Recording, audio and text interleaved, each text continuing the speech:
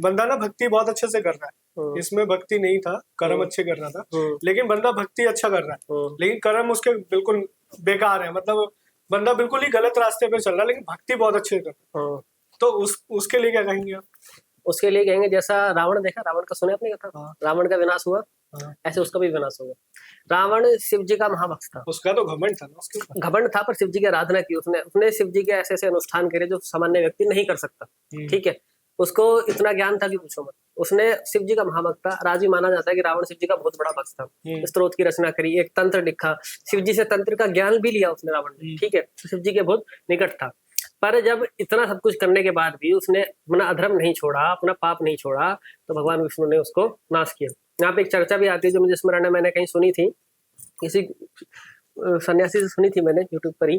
तो कहते हैं कि जब रावण शिव जी की आराधना करता है, शिव जी प्रकट होते हैं, तो वो कहते हैं कि रावण तुम मेरे, शिव जी कहते हैं रावण से, तुम मेरे प्रिय भक्त हो, पर अपना तमस तुम त्याग दो, यानी अपने पाप कर्म को त्याग दो ताकि तुम्हारा उद्धार और कल्याण हो जाए।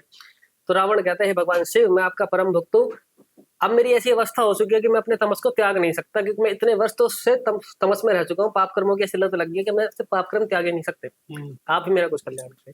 तो वो ऐसा बोल करके फिर वो कथा खत्म हो जाती है वहाँ पे।